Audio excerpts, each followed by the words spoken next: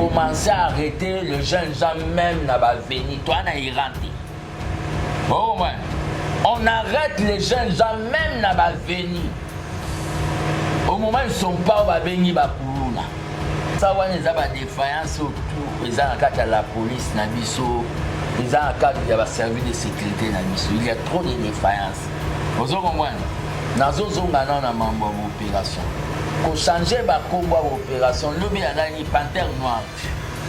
Est-ce que ça a dit bilan de panthère noire?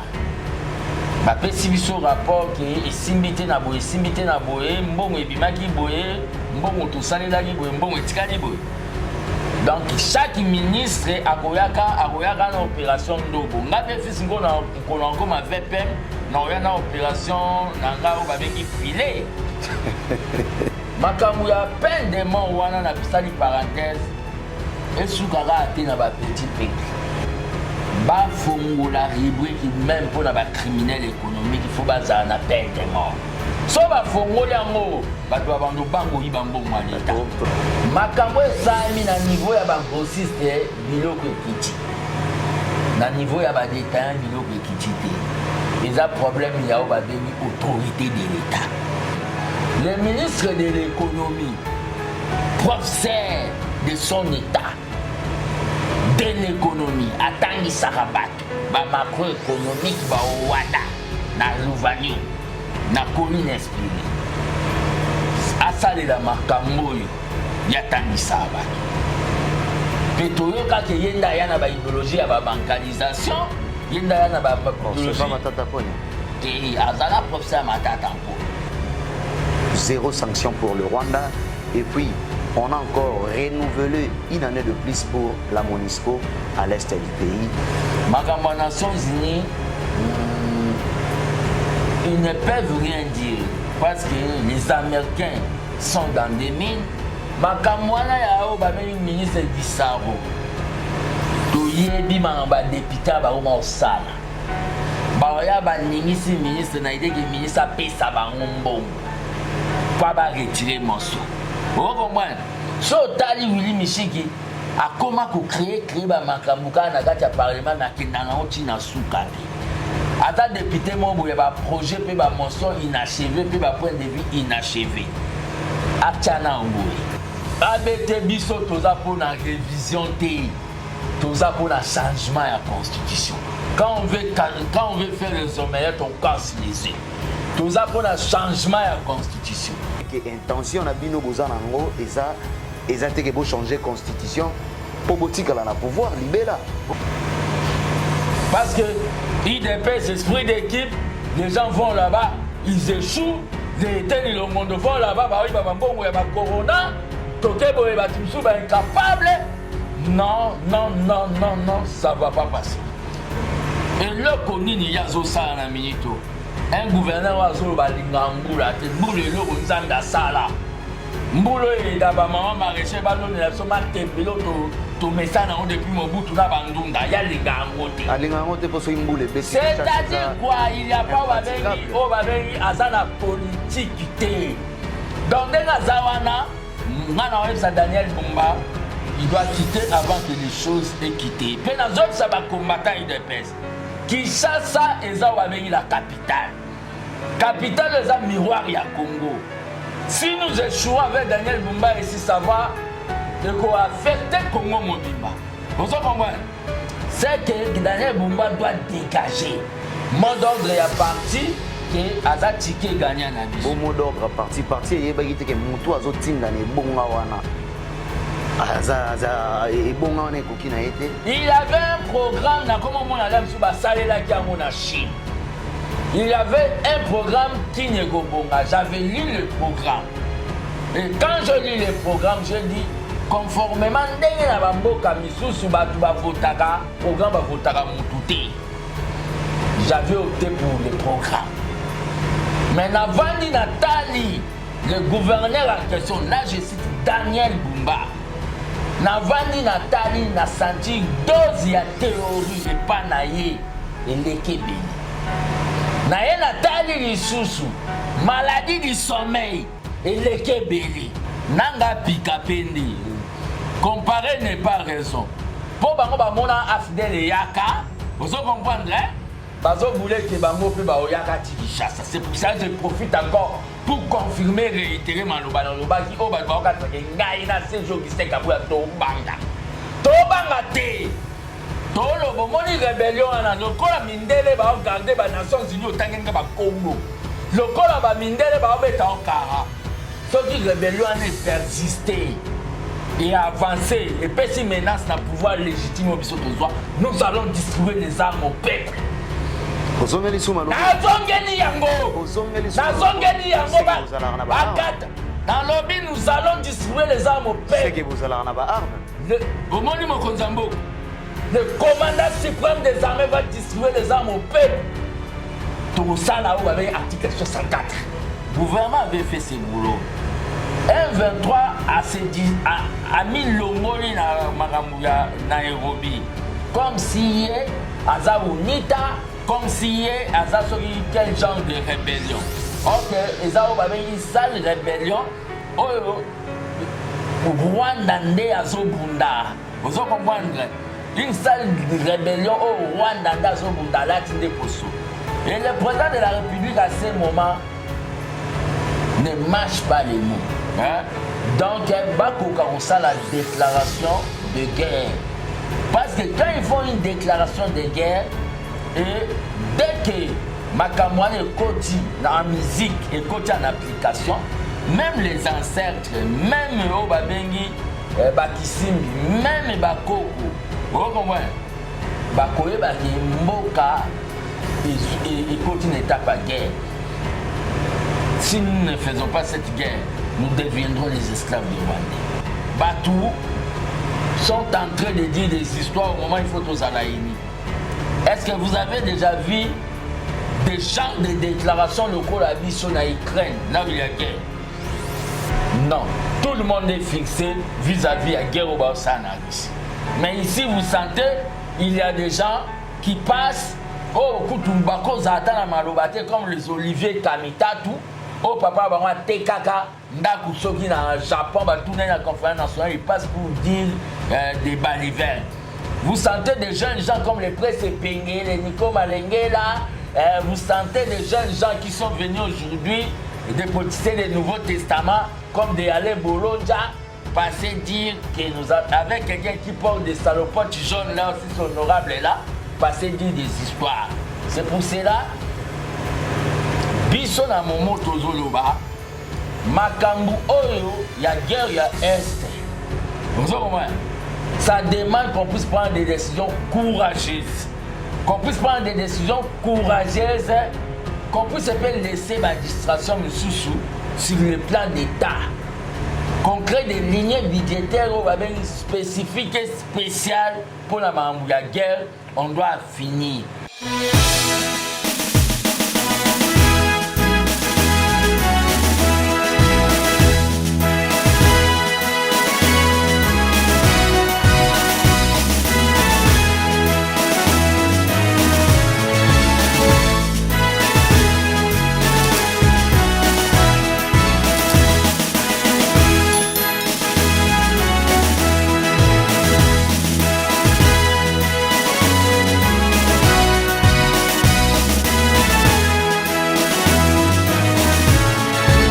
Nous émettons depuis Kinshasa, mesdames et messieurs, bonjour et bienvenue sur votre chaîne Le Congo ne tombera jamais. Nous allons recevoir pour vous Fils Mokoko, qui est l'un des combattants au Bunda Bunda et aujourd'hui il encadre une structure qu'on appelle ABT et avec lui qu'on va essayer d'analyser l'actualité politique en République démocratique du Congo. Fils Mokoko, bonjour. Bonjour César, Nicolé. Tozalit, yondera mtolingi sur ba plateau na biso te. Non, naza omoni depuis nazonga na logique ya parti sous le gide ya mwana mboko Augustin Kabila mwana buto honorable et comment au senga il faut poser la rao ba deni ba élément ya langage donc malgré indépendance et expression izali causer ba élément ya langage. Parce que nous sommes un parti organisé et moi j'évite de faire la communication, communicateur privé des chefs de l'État sans ordonnance. Donc, en tant que secrétaire national honoraire, si le chef me dit des choses à dire, si j'ai fait des analyses, on a soumettre le chef à valider, là je vais communiquer. Vraiment, merci beaucoup, Fils Moukoko. Le Conseil de sécurité des Nations Unies se tenait hier, c'était le vendredi 20 décembre, avec tout ce qui s'est passé, la rencontre des tripartites pour la rencontre de paix. Nani en soit l'absence de Paul Kagame, mais cette sommet s'est tenu hier, 0 sanction pour le Rwanda, et puis on a encore renouvelé une année de plus pour la MONUSCO à l'est du pays. Je ne sais pas, quelle lecture faites-vous par rapport à ces sujets? D'abord, le Conseil de sécurité, c'est bien, c'est le Conseil des Nations, les Nations Unies. Pour nous, d'abord, tant que Baba de la jeunesse, un nationaliste, un panafricaniste, master président Sénégal, master général, il y a président, il y a Burkina Faso, il y a Mali. Donc, ce sont des révolutionnaires. Il y a Niger, Mamadou Doumbouya. Donc, pour nous, tant que Baba de la jeunesse, les Nations Unies là,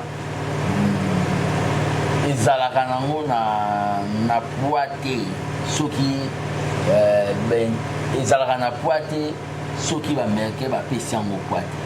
Si les intérêts des Américains les étaient, les Nations Unies peuvent laisser même des milliers de gens te béler la bango et observer et vous allez sans bouche et vous allez sans yeux, il y a au monde un massacre de Salama. Il y a eu une guerre au niveau de l'Ukraine, les Nations Unies sont là, et vous allez sentir que les Nations Unies, ils ont ça de leur côté. Vous comprenez? Et notre guerre ici au Touzanango, c'est une guerre, il y a des minéraux, guerre Oyo, à cause il y a du lithium, à cause il y a du coltan, l'or, diamant, cuivre, manganèse. Donc, je dois vous dire, mon frère César, Congo des Zana, selon évaluation, il cause en a plus de 202 millions. Narubaga, Congo des Zana est une zamba pendant sa promenade à travers le monde, mais là, comment na Congo, na poche na zana va minérer poche Toboka na Congo. Donc, il y a un scandale géologique, il y a un scandale géologique, malheureusement, il y a eu des pouvoirs Oyo, bénéficiaires de biso autochtone, biso congolais, la richesse na biso. C'est ça aussi notre combat, toujours dans le cadre du programme de peuple d'abord. Ma Nations Unies, ils ne peuvent rien dire parce que les Américains sont dans des mines, les Canadiens sont dans des mines, les Chinois, au Conseil de sécurité, sont dans des mines. Ils ne peuvent rien dire pour les métiers internationaux, la société internationale, où ils manipulent l'État, où ils influence l'État, où ils sont dans des mines. S'ils sont dans des mines, pourquoi vous avez la rencontre de Péoana, la tripartite Wana, pour la Kisana Batouke, Bango Baoluga Kimia, Nangambuya Est, pendant que Tomoni Paul Kagame a refusé la rencontre, il a reçu les émissaires angolais, Oyoba Sololi, jusqu'à présent, ils ont ébanaté. Mais non, même pas Nao qu'il a reçu les émissaires angolais, il ne s'est pas présenté. C'est ce qui a voulu créer le débat et pas des youtubeurs, des journalistes youtubeurs, à cause il y a Mikanda, quelques-uns, pour Mikanda, ils font des émissions qui Félix Tshisekedi d'Assemblée. Non. La politique des chaises vides, c'est la politique des faibles. Et la politique des chaises vides, c'est la politique des gens qui n'ont pas les arguments. Paul Kagame n'a pas des arguments par rapport à la guerre. parce qu'il est responsable de la guerre. Il ne s'est pas présenté.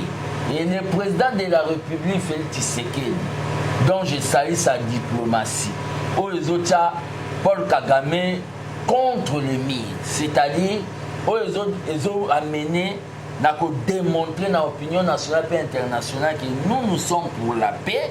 Vous comprenez? Mais notre adversaire ennemi, hein, qui n'est plus frère africain, parce qu'on ne peut pas appeler Paul Kagame frère africain, ne veut pas la paix. Baloba en français, qui veut la paix, prépare la guerre. Nous sommes en train de faire un programme à reprogrammation, c'est une préparation de la guerre. Voilà, c'est une parenthèse. Le président Kineko s'est présenté dans Angola et Paul Kagame n'est pas venu. C'est pour démontrer à l'opinion que quand nous allons passer dans l'étape, vous comprenez, une étape, il y a des articles de la Constitution qui va vous empêcher. Je ne sais pas par quel mécanisme vous allez le faire. Et il suffit que deux chambres, il y a assemblée, hein, deux chambres, il y a parlement, va se réunir pour voter projet, il y a déclaration de guerre. C'est pour ça que je suis en train d'interpeller le président de deux chambres, avec tout le respect. Ils sont là, le pays est en guerre. Vous comprenez? Ils sont là, le pays est en guerre. Ils doivent prendre une décision courageuse. Vous comprenez? De faire une déclaration de guerre. Quand on va faire la déclaration de guerre vis-à-vis à Rwanda, il n'y aura plus d'ambassade à Rwanda, il n'y aura plus d'ambassade il y a moins de relations, Mike Misusu et Tikala dans le cadre, il y a sous-région à Rwanda. Mais cette déclaration, c'est un courage politique. Il y a M. Vital Kamerhe et le nouveau président et l'Assemblée, il y a Sénat Samalukonde. Donc, il va y la déclaration de guerre. Parce que quand ils font une déclaration de guerre, et dès que Makamouane est côté en musique et côté en application, même les ancêtres, même Obabengi, Bakisimbi, même Bakoko, vous comprenez? Bakoye Baki Mboka, il continue l'étape à guerre. Même le programme, il y a Obabengi, il y a la télévision, il y a la radio. Il faut s'adapter à un programme de guerre. La vie courante des Congolais, il faut s'adapter à un programme de guerre. C'est là où maintenant, avec on a beaucoup plus de sérieux, effort de guerre pour le peuple siko pour participer dans la guerre. Makambo, il y a absence, il y a Paul Kagame. Notre diplomatie a reçu. Mais notre diplomatie est tellement place Moro, tellement Ngui. Notre diplomatie, César, mon frère, est tellement fixe. Rwanda, pour aller au baquet, il faut le gouvernement, il y a RDC et négocier dans M23. Oui, hier, tout le monde a même dans le Conseil de ministres, le président de la République était catégorique à une négociation dans M23. Fatigue catégorique. S'il s'agit que guerre Rwanda ça à 50 ans, mais il ne négociera pas avec le 1-23. Il y a eu au Babengi, Makambuya, au Babengi, il y a Nairobi. Au gouvernement a sanisa qui ba groupe Union soit armé. Na cadre ya Rosola na bango, pour y bandeni ba olongwa na minduki, so ba comme parti politique, so ba osa l'insertion sociale na bango, gouvernement avait fait ses boulots. 1-23 a mis l'ongoli na Makambuya Nairobi. Comme si Aza Unita, comme si Aza quel genre de rébellion. Ok, ils ont une sale rébellion. Oh, Rwanda nde azobunda. Vous comprenez? Une sale rébellion au Rwanda nde azobunda là tinde poso. Et le président de la République à ce moment ne mâche pas les mots. Quand il est entré dans le discours de la nation, on a fait la parenthèse de féliciter les patriotes ou Azalem. Vous voyez, quand il est entré, c'est-à-dire, nous allons déjà dans la phase où il y a guerre.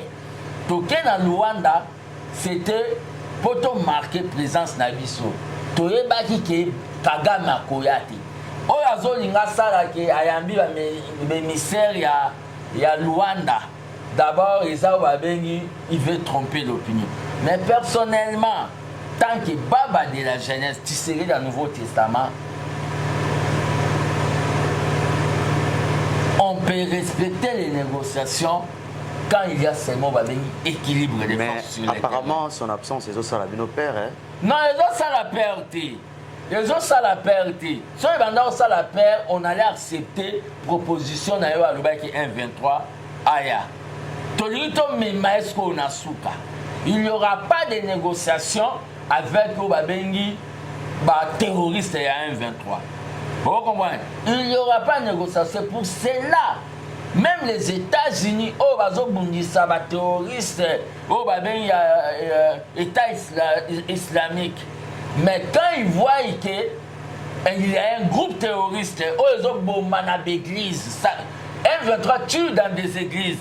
1.23 tue des enfants. 1.23 laisse des veuves et des orphelins. C'est un groupe qualifié terroriste. Les États-Unis gardent silence. La France garde silence. Vous comprenez? Tout ça, ça démontre que il faut qu'il y ait un principe, aide-toi, le ciel t'aidera. J'avais suivi pour terminer le président à Mali, le jeune homme, le chef d'État à Mali, le militaire. Aïebissa n'a militaire malien suite à mon terrorisme. S'il s'agit d'aller voir même vos ancêtres, s'il s'agit d'aller dans la profondeur, il y a ce qui est authentique, c'est-à-dire Bokoko, allez-y. Nous devons terminer avec les terroristes. Donc, le problème est ça, budget, il faut beaucoup plus focaliser dans les armée pour comme un nouveau richité. Budget, donc il doit y avoir un programme wana ya reprogrammation militaire et ça la théorie mais ça vraiment pratique parce que ça ne va pas cette situation de l'Est et nos frères de l'Est que j'ai sali va souffrir vraiment. Pourquoi avoir renouvelé encore une année pendant que Mokonzi Mboka disait dans le discours il faut mettre fin avec le mandat de la MONUSCO en République démocratique du Congo.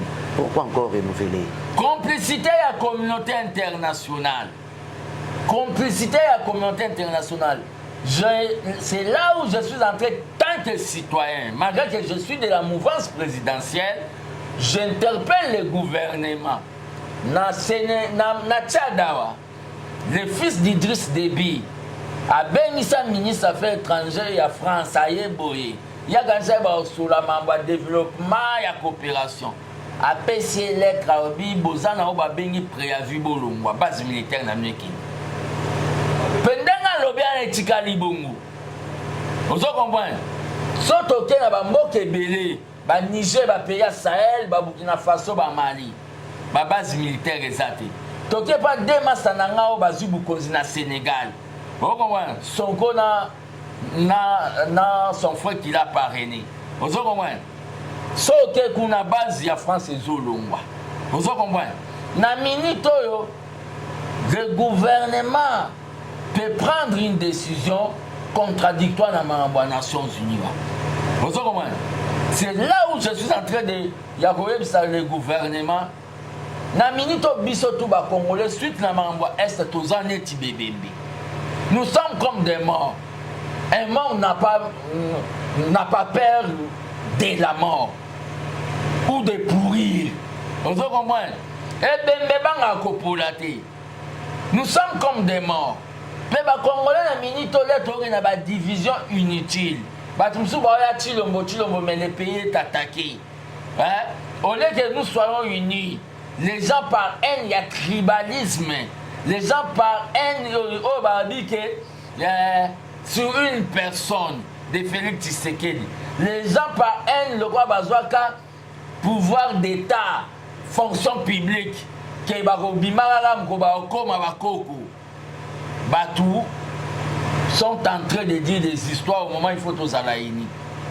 Est-ce que vous avez déjà vu des gens de déclarations locales à Bissau en Ukraine, là où il y a guerre? Non. Tout le monde est fixé vis-à-vis de la guerre au Bassanaris.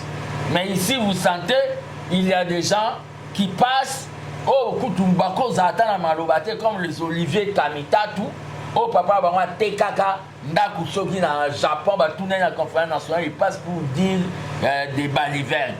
Vous sentez des jeunes gens comme les Presse Penge, les Nico Malengela, vous sentez des jeunes gens qui sont venus aujourd'hui dépotisser des Nouveaux Testaments comme des Ale Bolonja, passer dire que nous avec quelqu'un qui porte des salopotes jaunes là aussi, c'est honorable là, passer dire des histoires. C'est pour cela, biso na momo tozoloba, makambu oyo, il y a guerre, il y a est. Vous comprenez? Ça demande qu'on puisse prendre des décisions courageuses.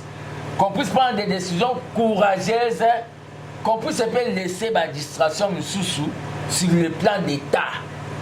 Qu'on crée des lignes budgétaires spécifiques et spéciales pour la guerre, on doit finir. Sinon, si nous devenons les esclaves des Rwandais, si nous ne faisons pas cette guerre, nous deviendrons les esclaves des Rwandais. Merci beaucoup, Fils Moukoko, pour cette réflexion. Et Tozoa déjà na fin de l'année, Tozoa sur le plan social, vous êtes un parti socialiste. Tozo Kendede na la fête de Noël. Nous sommes déjà bientôt là, dans 4 jours, ça sera la fête de Noël. Et nous avons vu une décision que le ministre de l'économie, Mwabilo Kiti, est-ce que sur le terrain, c'est une réalité ou c'est un discours politique? D'abord, dans le banda pour il y a baisse, il y a prix. Je salue la première ministre, Madame Judith Souminois, ou la technocrate. C'est désolant pour les journalistes, il y a 1000, il y a la télévision à 1000 collines, où il y a des critiques à gagner. Au moment où il y a une coordonnatrice, il donne les orientations. Mais majorité, il y a des ministres, il y a des quotas, il y a des familles politiques, il y a des recommandations de l'autorité morale.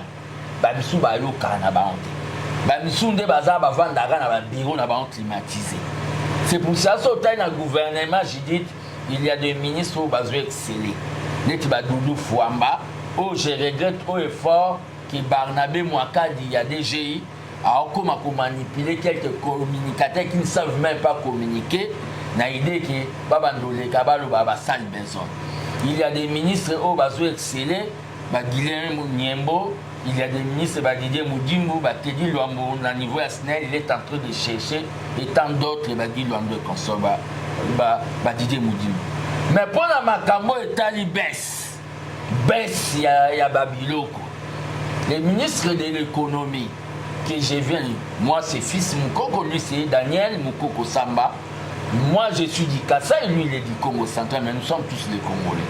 Les ministres de l'économie, professeurs de son état, de l'économie, Atangi Sarabat, macroéconomique, Wada, na Louvanio.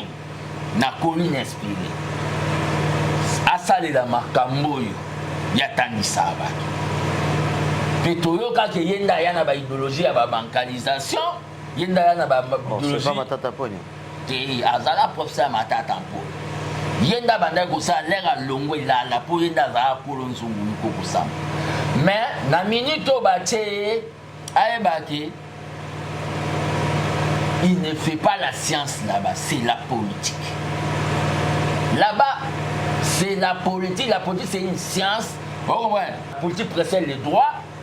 La politique aussi, je peux dire, gère l'économie. Makambo et Sami, à niveau, il y a un grossiste, Biloko Kiti. À niveau, il y a un détaillant, Biloko Kiti. Il y a un problème, il y a une autorité de l'État. Vous comprenez? Tout le monde a des ministres rebellés, moi si na bango na député bato rebellés, na banganga kutu. Au monde a liboso a lupangu ya un féticheur banini soda ça. Pasteur, Saint-Esprit a battu l'autre. Pasteur a oya l'église mais bien pas soda. Vous comprenez? Pasteur a obangani. Saint-Esprit faut battre mais bien pas soda.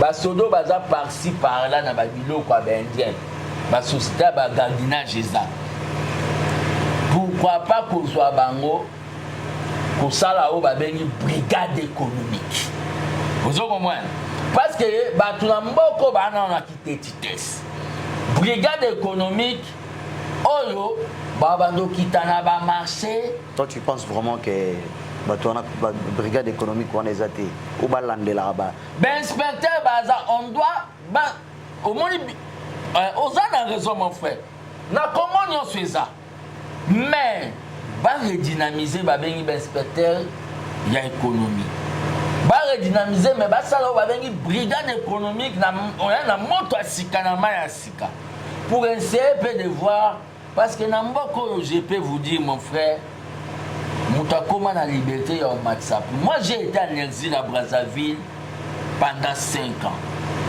Mon frère César na Brazzaville li passe à 200 francs.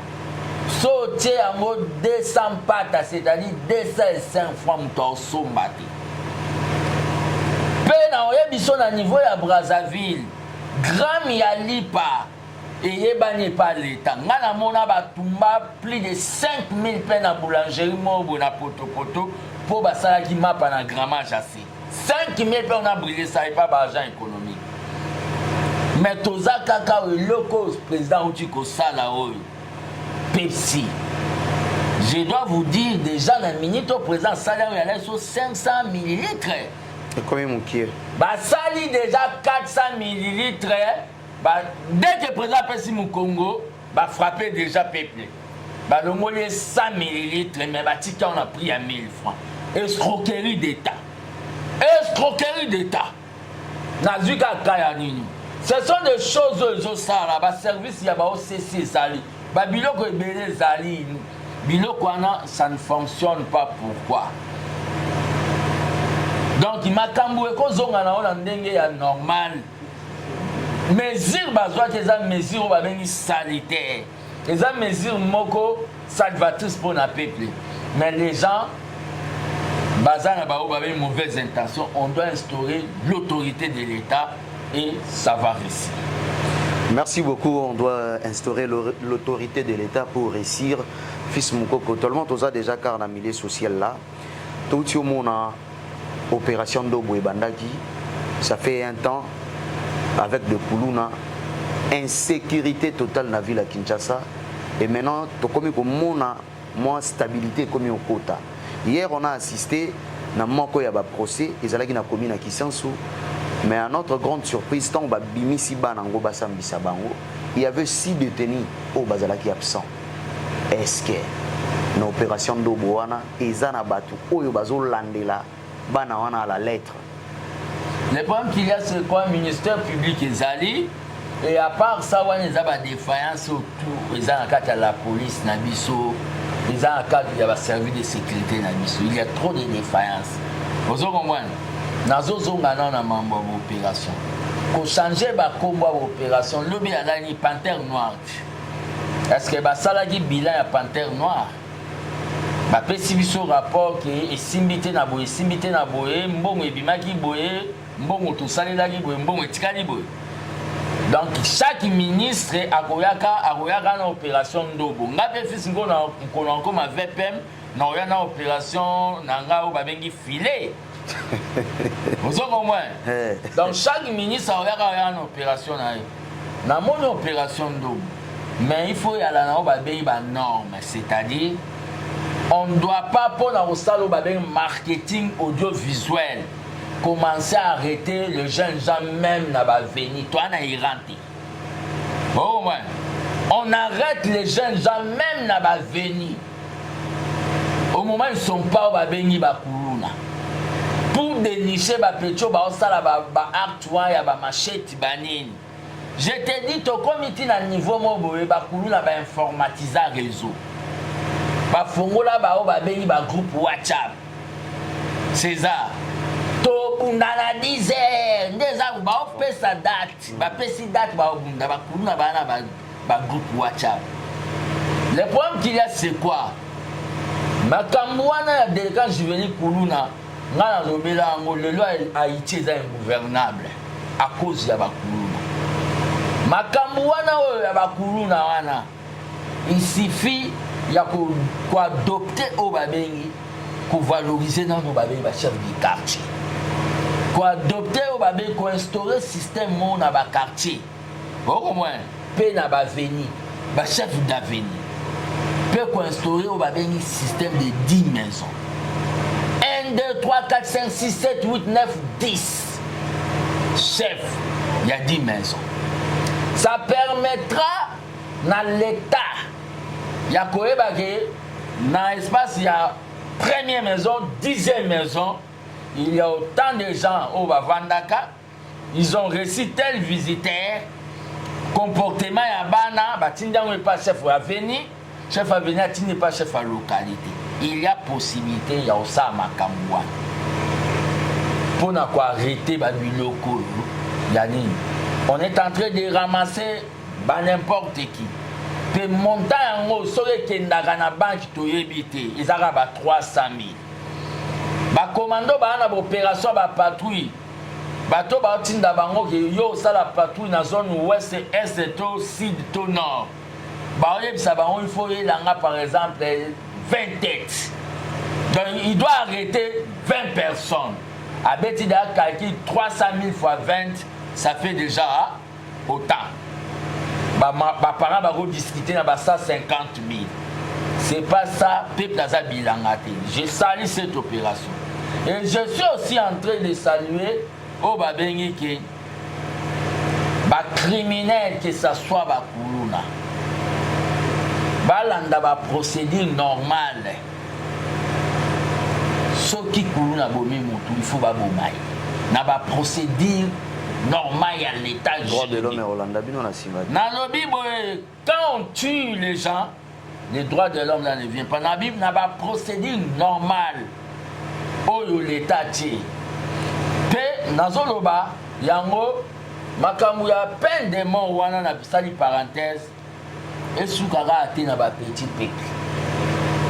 Peine de mort bananga de ya bango ba mérita yango na clique na bango wana ya ba wilingo madon ne bazalaka bazala na peine de mort ba dans l'esprit de mort mais makamba peine de mort na oyebisa yo c'est ça ba fongola rubrique même pour na ba criminel économique il faut bazala na peine de mort so ba fongola yango bato bando bango yibambongo à l'état tozomona Willy Michik a kotisaki motion de défiancement contre ministre ya ITPR oyo mbongo e disparaître kaka boye ti lelo depuis ba kotisa motion wana elo au moins interpellation le premier ali Willy Michik au moins nga d'abord mamba Willy Michik na lingango te po Willy Michik aleka na TV aloba ke papa na biso nde akei kuna na hôpital so azongi ba okati loboko papa na biso ayati dans la ligne wana na lobetien tu sais Willy Michik nde azana kutanya comme na kane la kai ola ozo komba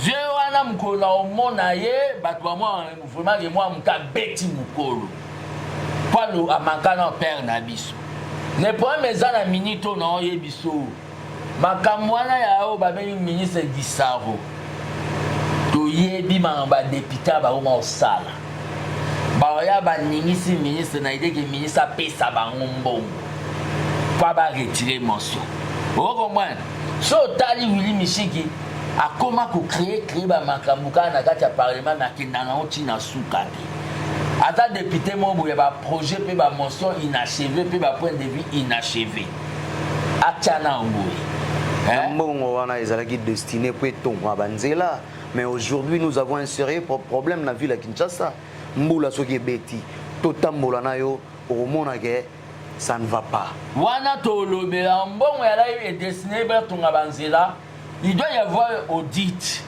ozongo moi na minito bakolo baka te le ministre du savoir ibi non il doit y avoir des enquêtes pour établir ba responsabilité makambo banzela kufa majorité ya ba makadamo même na ville ya Kinshasa à part de na uti katanga na mo Jacques Kabula wandani azo sala quand oiseau sala na moni ba route de contournement na niveau Katanga nande na moni pas ba grâce bilolo parking à ba grand car il y a danger. Ndenge ba fifi masuka ba travailler na niveau ya ba lwalaba. Mais vu la Kinshasa mais si ko na minute oyo makamba vila Kinshasa nde na olingana lobela po obeta kitolo na bumba.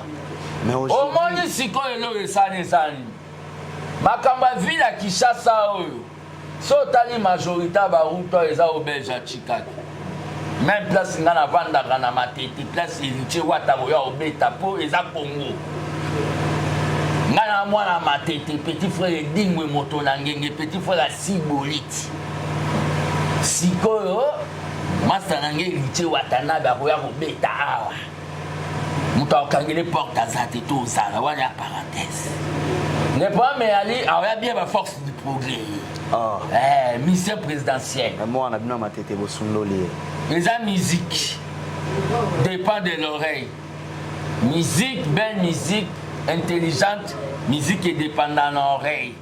On est à parenthèse. P, à son diplôme, dans le niveau Yamatete, à soumis des parcelles Namatete.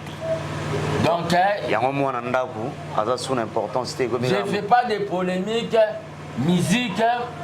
Nzambe malamu eko beta kotoyo so linga epolete unwa fungo la parenthèse ote tozongela masona donc musique eza mutu ya jazz ke yoka mutu ya hip hop pa ke yoka mais mutu ya musique intelligent wata na minute onde tozawa mamba ba route depuis bench entretien salate na pesi okanga utikatanga na moni ba route mona fongola la route na tout na so route de contourner mes anines ces ans na so ba route aneza te route ezalaka ba obongisa te ba panza zamba ba buka ngomba po ba sala route et pas Jacques Yabula wandani na mona on akata na Kinshasa marambo ya ba route et toboka ozo comprendre les conséquences ya babengi absence ya entretien ou bandaka mais sous écoutant la conséquence et incompétence il y a moto lelo il faut en profiter solennellement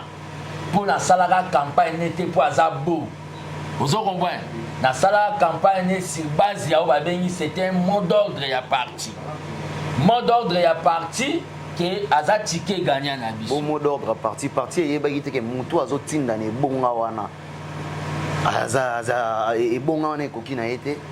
un programme, Chine. Il avait un programme qui n'est pas bon. J'avais lu le programme.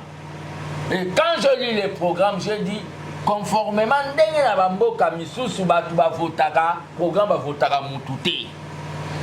j'avais opté pour le programme. Mais avant Nathalie, le gouverneur en question, là je cite Daniel Bumba.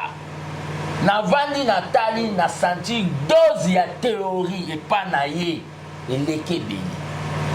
Naïe Nathalie lisusu maladie du sommeil et l'équébé. Na comité na niveau na PC idée atambola na thermos ya café fort. Le problème qu'il y a c'est quoi? Il a de l'huile de pèse. Baloba la Bible, le roi nous était dans l'histoire volongola na misabu. Si nous de l'île de peste l'esprit d'équipe que Daniel Bumba est le nôtre, toti que la bateau balingata ngungale la na litoi va profiter le roi ba madi di Martin. Toti que la batu misusu o balingata mwana le la ni po batu na pourquoi bébé a pleuré. Toti que la ba ontan. Si ko pona ti que la ba ontan je suis sorti j'ai dit Daniel Bumba a Koukatara, gouverneur. Il se plaint à ma prédécesseur. Abi sait que nous vivons aujourd'hui, c'est par rapport à ses prédécesseurs.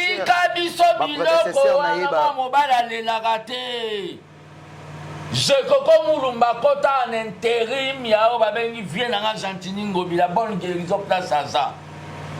Au ticket là-bas, qui nous le mot, oh, Daniel Bumba Koka, pas même qu'on nous dirait qu'on lançait. À ticket là-bas, qui nous marché central à Sika, il y a Zandwasi.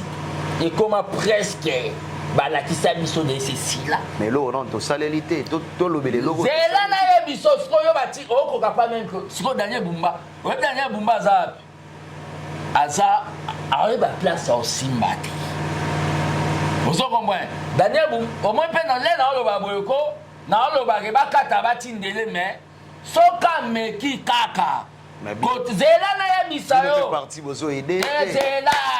Moi j'étais prêt à aider Daniel Bumba, mais je vois Daniel Bumba l'air azui nanu abomina principe na biso ya o babengi ya tiseredisme ya ba socialiste akova na Hilton ben ndie soki ba pakistanais so banani ba futela ke kuna deuxième elo. Moi j'étais prêt à aider Daniel Bumba. Il sait. Moi on m'a proposé par Deoka Songo. Deoka Songo a entretenu ma communicateur. J'ai refusé. À cause il y a mot d'ordre à partir d'un programme à Daniel Bumba. Vous savez Deoka Songo, Sona Foreman, c'est un manager. Comme il disait qu'il y a ma carte de visite, je viens de comprendre qu'il y a un Séni Bakinois, pardon. Daniel Bumba est là, à ma place à Simbate. Et ça par rapport à ma prédécesseur, n'est pour se perdre. Je crois quota pendant 8 jours. Bouilere Ngenga, Gambele Ngenga, na 8 jours. Penambo Mone Moko. Et Daniel Bumba, yem ta somme là, ba député provincial, ba Jeep. Et là, on est en salle. Donc, Daniel Bumba, vous avez compris? Et là, on est en salle, en minute. Vous avez compris? Et là, on est en salle, en minute. Un gouverneur a zolo balinga mbula te mbula le nzanda sala mbulo e da ba maman maraîcher balo ne so ma tembelo to mesana on depuis Mobutu na bandunda ya linga ngote alinga ngote poso imbule beti. C'est-à-dire quoi, il y a pas babengi azana politique te. Donc dans Zawana ngana sa Daniel Bumba il doit quitter avant que les choses aient quitté. Puis dans autres ça va combattant UDPS. Kinshasa eza wabengi la capitale. Capitale eza miroir ya Congo. Si nous échouons avec Daniel Bumba ici, ça va affecter Congo Mobimba. Vous comprenez? C'est que Daniel Bumba doit dégager. Nazo senga ba député provincial bazwa responsable ba lera nganga ina sonité. Daniel Bumba doit dégager malgré ba soutien na yo à cause anango. Il doit dégager parce qu'il est en train de faire la honte du parti. Le parti est en train de réussir dans le Haut-Katanga avec Kaboula. Le président est en train de réussir dans le Haut-Katanga avec Kaboula. Au Tanganyika, il y a Christian qui est là, il est en train de travailler. Jean d'Arc, Fifi Massou qui est en train de... grâce Bilol, le président a... Mais ici, dans la capitale, c'est des institutions. Avoir quelqu'un qui dort debout comme Daniel Bumba, là, je n'accepterai pas, même s'il est membre de l'UDPS. Je demande pardon aux Quinois et Quinois parce que je retire ma confiance solennellement à Daniel Bumba. Et je suis en train de m'adresser à Daniel Bumba. S'il ose, il y a un communicateur. Na idée que Bamata, Baloba, ça c'est Baba. Je vais sortir au Babenisko arme nucléaire. Penako sala siko babengi ba télé-réalité likola ba fulu na ba mabulu. Est-ce que depuis à problème ako bamba libulu mo yala na so de muta de bonon butu pour na loba ke mokonza mboka ko mataka lisusu so de muto te kitaka na se o découvrir ndeko ginda kutu. C'est-à-dire à bambango butu. C'est quelqu'un qui ne sait pas ce qu'il peut faire. Il doit quitter les choses avant que les choses lui quittent. Pour pas les aider dans la chambre. Parce que IDPS, esprit d'équipe, les gens vont là-bas, ils échouent, les tenus le monde vont là-bas, bah oui, bah bon, il y a corona, Tokebo et Batumsou, bah incapable. Non, ça ne va pas passer. Oui, ça ne va pas passer, fils Moukoko, petit à petit. Et je parle à ma qualité de Baba et président national de l'ABD. Ça m'engage moi-même. Et Quinois. Merci beaucoup, fils Moukoko. Petit à petit, Tozo Kendever, il y a Souka émission Nabiso. Mais nous ne pouvons pas terminer comme ça sans Toye Baba Sangoya ABT. Pour l'instant, le programme n'est pas pour ABT. D'abord, avant, il y a ABT dans le Bana, il y a Italie, Constitution, Mibé, Kolukonzi. On ne peut pas parler de ça. On n'a pas parlé de ça. Il y a une des actualités du moment. ABT biso toza pour la révision T, toza pour le changement de la constitution. Quand on veut faire les omelettes, on casse les œufs. Tout ça pour le changement de la constitution. Parce que la constitution, c'est la constitution des étrangers. Beaucoup de gens ont expliqué ça de manière globale. On peut ça dans le micro, dans le détail. Pourquoi la constitution est des étrangers? Le gouvernement de Kinshasa a été parrainé par Louis Michel. La rébellion du MS était parrainée par Mugabe et par Museveni. Était parrainée par Museveni. La rébellion de LCD Goma était parrainée par le Rwanda, Paul Kagame. Bakutana yuna sansiji. Batouana tout, au balai parrainé, ils écoutaient l'instruction et va mettre dans bango. Voilà déjà premier solo de la constitution avec l'étranger. Mais c'est que il peut participer, qui peut se participer. Nous avons participé là-bas. Qu'est-ce que nous avons gagné dans Makamboua? Pour gagner le côté. S'il vous plaît, fils Mokoko, c'est Ezalagi et Loro Yaro gagné le côté, Ezalagi et Loro Yaro Sale la Mboka. C'était la voix qu'on écoutait là-bas, c'était la voix des gens qui ont eu les armes, qui avaient des armes et des belligérants. Deuxième loco, la constitution là, et la constitution, il faut éloigner à la déclasser. Il y a 2006. Constitution, ce sont des choses qu'on est en train de dire. Dans la politique, il faut chercher à laisser quelque chose au érotique à la bas kanisakayo. Vous comprenez? Basankara batika ba panafricanisme. Banyere batika ba panafricanisme. Fati veut laisser même cadre. Vous comprenez? Oui, pour faciliter makambo misusu. La constitution wana, le peuple a voté oui dans la constitution, dans le référendum, c'est bas à il y a traumatisme. Pourquoi? Kabila de ses côtés. Au moment où tu as dit que bisoto bimana nous te poto le bamamwana tozo zela go maintenant zo persona maka. Est-ce que vous avez intention pe ya kotika pouvoir vous allez changer constitution mon konzambo kaloba kango na o ba bengi dessin na sa na ba province aloba on a ki chinois te. Abi ezana intention ya changer ya ko briguer troisième mandat. Aloba on a linga la vidéo eza TV za radio. Wana za maloba. Aloba yango. On a garanti aujourd'hui ce qui va changer constitution. Félix na 2028 on s'est représenté. Na lobi boye mokonzambo kaye mo alobi yango wana li passe à fatite mutaloba eza ye mo fatite ndaloba. Nga pe na prendre acte comme tout Congolais to zela na moment opportun.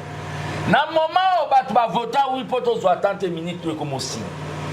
Na moment où bato ba vota ba oui wana. Koto Kabila na ba mura na mindu qui gâchette facile. Koto Mbemba na ba fourmi na minute oyo ndezana gâchette facile. Koto Roubé wana mil Rwandais. Le pays était traumatisé dans 1+4. Le peuple va voté oui pour Mamba guerre ici là. Le peuple a voté.